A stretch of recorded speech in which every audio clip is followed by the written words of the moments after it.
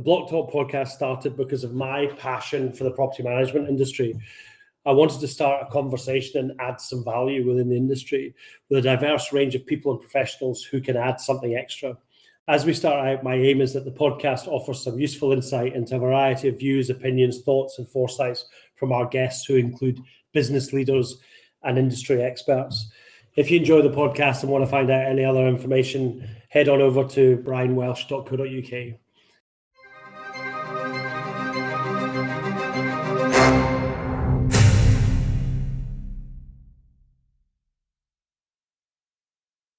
Welcome to another episode of the Blocktalk Podcast with me, Brian Welsh, and Jax Bruce. Jax, how are you? You well? Yeah, good. Yeah, I was saying to Neale there before you came on that it's actually really nice outside here today, so it's a lovely day, which is always good. And I feel spring is starting to come around, so yeah, happy. How are you?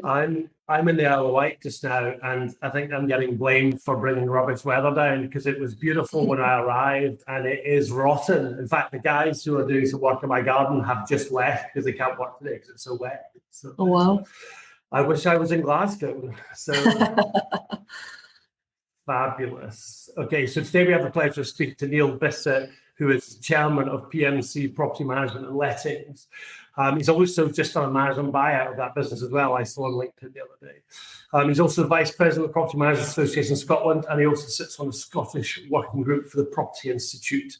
He is a fully qualified fellow of the Institute of Residential Property Management, a chartered member of Chartered Institute of Housing, and an associate of the Royal Institute of Chartered Surveyors, and has a degree in law and management from Robert Gordon's University. I had to read all that because there was so much of it I would never have been able to remember it. So, Neale, how are you doing? Yeah, I'm not too bad. Yeah, yourselves? Yes, very well, very well. Yeah. Good. Thanks for coming on. It's always great to get people on who are so involved in everything that's going on in property factoring and property management. So, do you want to just tell us about your property factoring journey so far? Mm-hmm. Yeah, absolutely, and thanks for having me on. So essentially, I've been at PMC since I left uni. So I went straight to PMC when I finished my degree towards the end of 2010. Okay. And I've been there ever since for my sins. Essentially, I started as sort of a property assistant role, learning the ropes, and then sort of over the next 10 years, worked my way up through the company, property manager, senior property manager, operations director, and then up to managing director in early 2020. Okay. And throughout that time, I was progressing through IRPM qualifications. It was always expressed onto me how important it was to do that. The previous chairman of PMC, Martin Rochford, got that. He was well ingrained in the IRPM and the PMAS, so he got that into me quite early.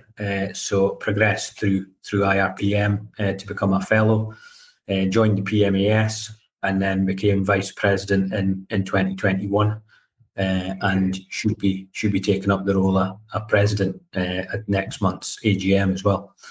And you said should be. I pretty much that's guaranteed you will be, though, right? Yes, yeah. So you touched on the management buyout. So me and my fellow director Annette, we were able to complete the management buyout of PMC towards the end of last year. So it's now looking forward to a busy but exciting 2023. Yeah, fab. Sounds like a brilliant journey as well. A fabulous journey that you've been on since. And you're obviously a bit younger than me, but I started CPL in 2010 actually, and it seemed like a long time ago. So yeah, good, excellent. It's been a great journey. So you're involved in the Scottish Working Group for the Property Institute. Are there any interesting projects or developments happening in there at the moment?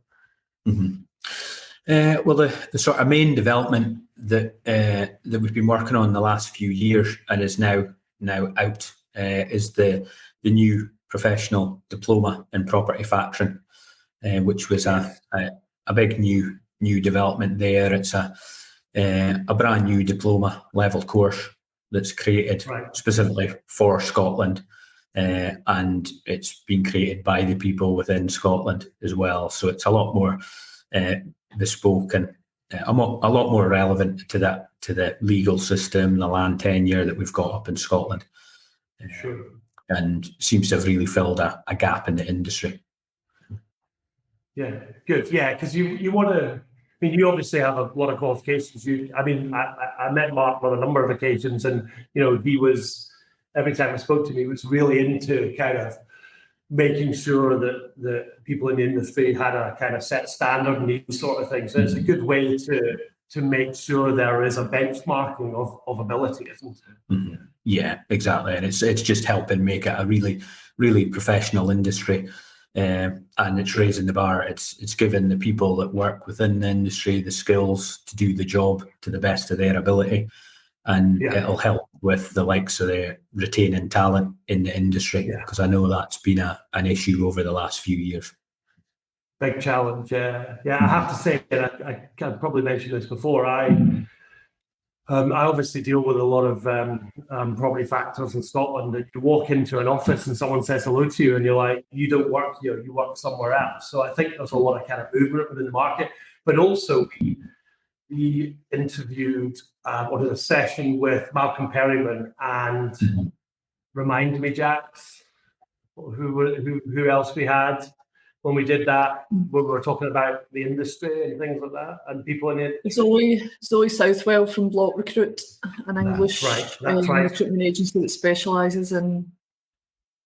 Yeah, and one of the things that came out of that and the chat that we had with Malcolm the previous time was they do the Property Institute now do a survey every year, obviously, on and the number of people who thought that they would leave the industry was quite large. So yeah, you're right. You've got to do everything you can to keep your talent in the industry.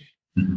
Yeah, and it was that survey as well, because it touched on the mental health issues and the levels of abuse that some of the people in the industry was getting, particularly working from home, but getting shouted at or abused is awful. So we've at PMAS we sort of took that on board when we were creating our conference for last year, and we introduced some sort of speakers and some workshops that could help with that and help the management of that sort of thing, and it seemed to have gone down really well. Yeah, no, absolutely. It's something that people 10, 20 years ago probably didn't think about, but it's everyone's very mindful of it now, as they should be as well. Mm-hmm. So one of the things that comes up quite a lot when we talk to people on this podcast from the industry is about the kind of education piece of the flat owners and these sort of things, and an awareness of actually what a factor does, roles and responsibilities and things like that. There's a lot going on at the moment, particularly with the draft bill of compulsory owners associations. What's your thoughts on the need for this? Is waiting for legislation the right thing to do, or could the industry be doing more before that happens? What do you think? Mm-hmm. Yeah, I mean, I don't think we need to be waiting for legislation. I think where we are just now, particularly with the PMAS, is we're very active in looking to educate both our member firms and inside the industry, but also we're doing a lot of work to educate out with and to communicate with MSPs and councillors, and just to sort of dispel some of the myths that are going about round about factoring. We've got sort of like newsletters that we send out as well, just whether we do that monthly or quarterly, and that'll just keep that flow of information going.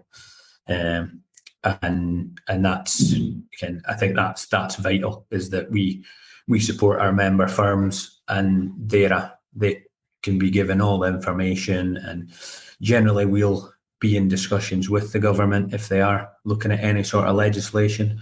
But our member firms will will be kept in the loop and essentially be ahead of the game if there is any introductions like that.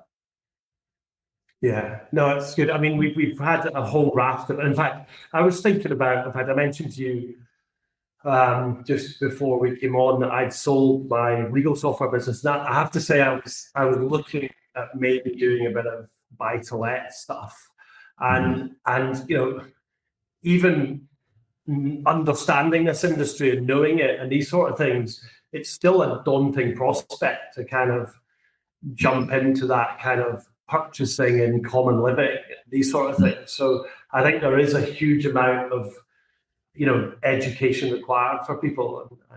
And the one thing that who was it? It was Annie Flint that we interviewed, and she was talking about the home report just not going far enough. Yeah.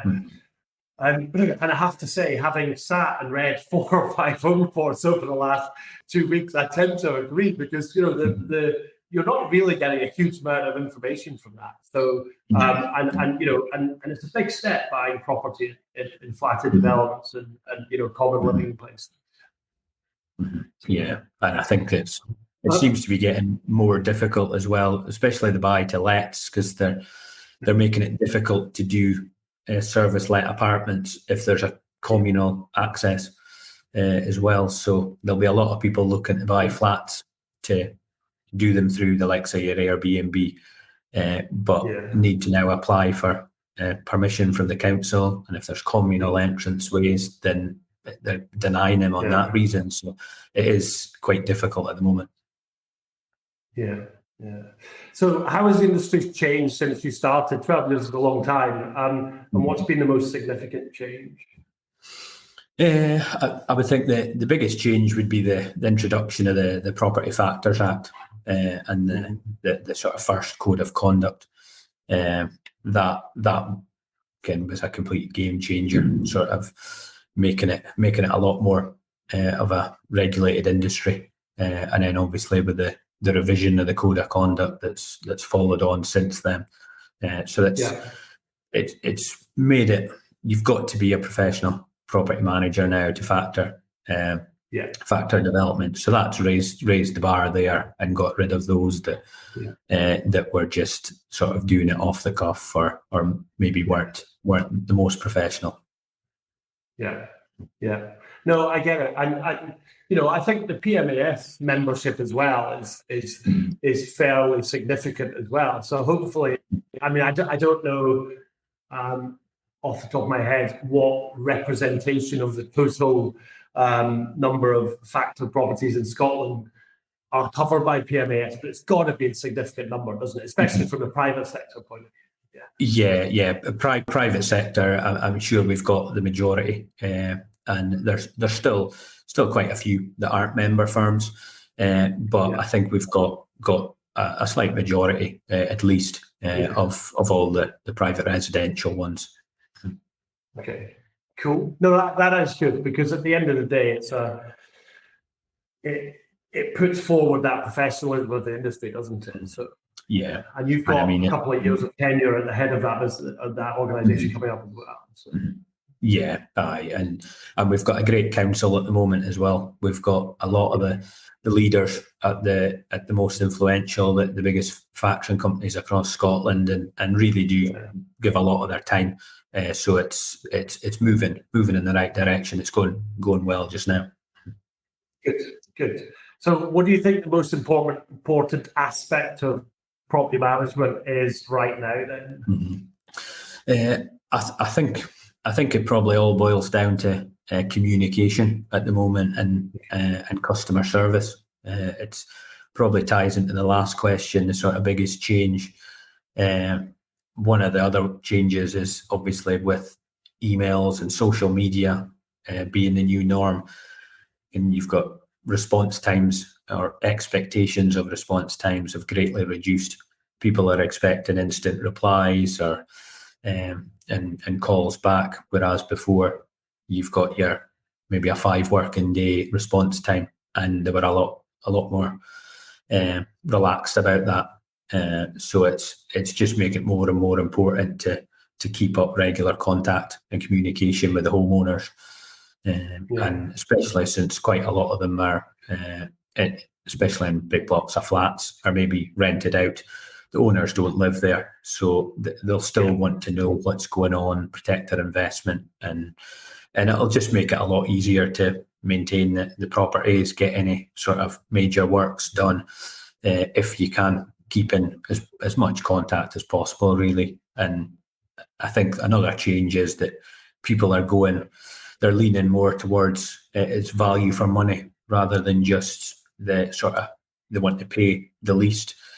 They now want value for money. They may be happy to pay a little bit more if they get a bit more as well, which is a good shift, and it's allowed us to sort of focus on our customer service, and it's actually led to us winning outstanding customer service at the Trade Awards at the end of last year.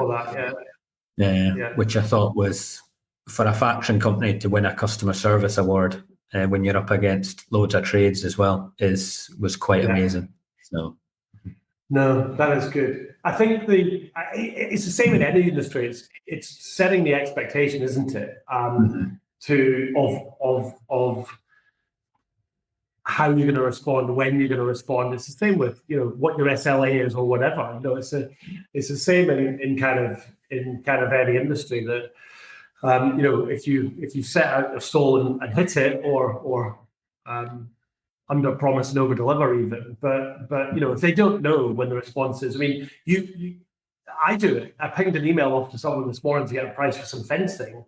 I did it for two people. One responded within 5 seconds, about 5 minutes, and I haven't got an answer for the other one yet. And I'm sitting there going, but I need that. And do you know what I mean? You've got to kind of set the expectation and also be understanding of it. But I like your comment about the cost as well, because it's not the cheapest. Because if an industry starts that, it's just a race to the bottom, isn't it? To get to to get to the cheapest price, and then you cannot provide a good service because you can't afford to employ good people. You know what I mean? So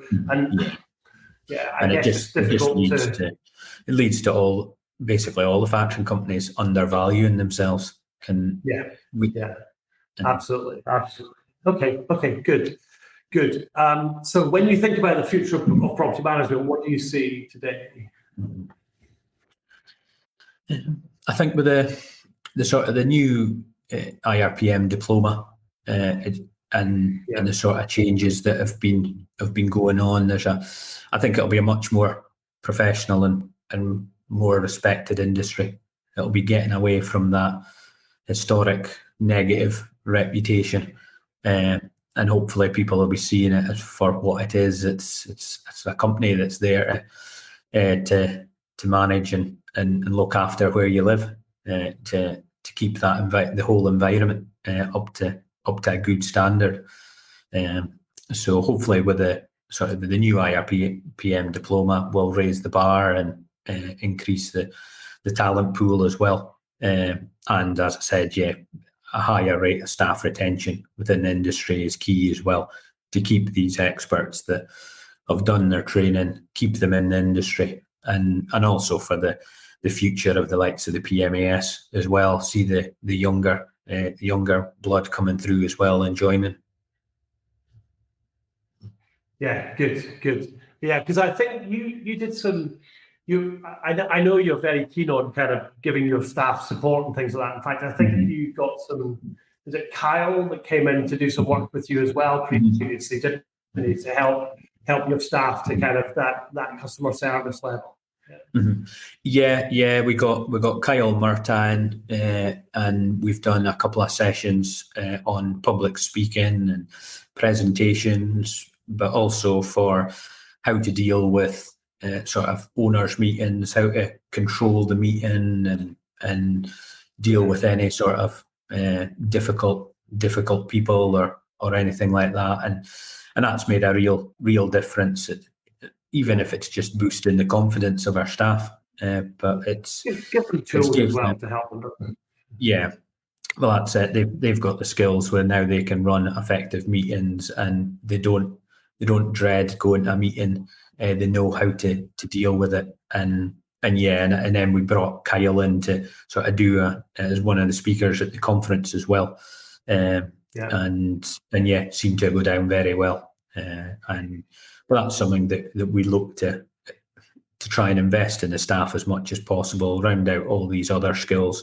It's all fine sorting out the technical side with the IRPM diploma, but we need to work on the soft skills as well. Yeah. We interviewed Kyle on here actually a few months ago, and it was enlightening. I find the guy.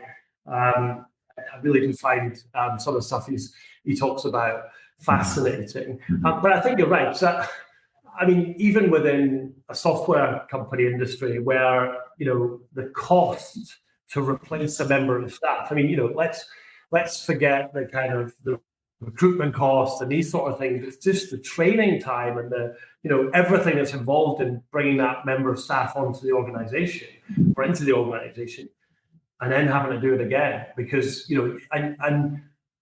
and so supporting them as much as we can, helps with kind of retention, I guess. Yeah. Mm-hmm. Yeah, exactly. Yeah. Okay. Thanks for that. So we have a new question at the end of our podcast now because we're in the new year. Tell us something about you that people are generally surprised to find out about. Mm-hmm.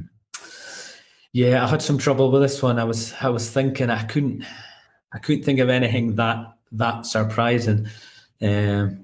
So I mean, I suppose the one thing I've noticed in professional capacity is a lot of people surprised by sort of the age I was at when I became managing director, vice president at PMAS. I think I was 32 when I did it, and a fellow IRPM. I think was quite surprising. But possibly the other one is, despite all that's going on, I still managed to do quite a bit of time out with work, coaching my son's football team, Turriff United Youth. Oh wow! Okay. And so it's coaching a group of about 27 and 8-year-olds twice a week with a football festival on a Sunday. So wow, that's fabulous. It keeps me busy. Yeah. Do you know, it's funny actually talking about the age you were when, I mean, that is young. It has to be said. I mean, I always remember speaking to someone who was actually up your neck of the woods. He was an accountant for a building firm that I used to deal with from a software point of view when I worked for in a previous life. And I had the opportunity to purchase the company that I worked for. And I was in my early 30s, only company I'd ever worked for at the time. And I remember speaking to this guy, and he said to me, "Brian, don't do it."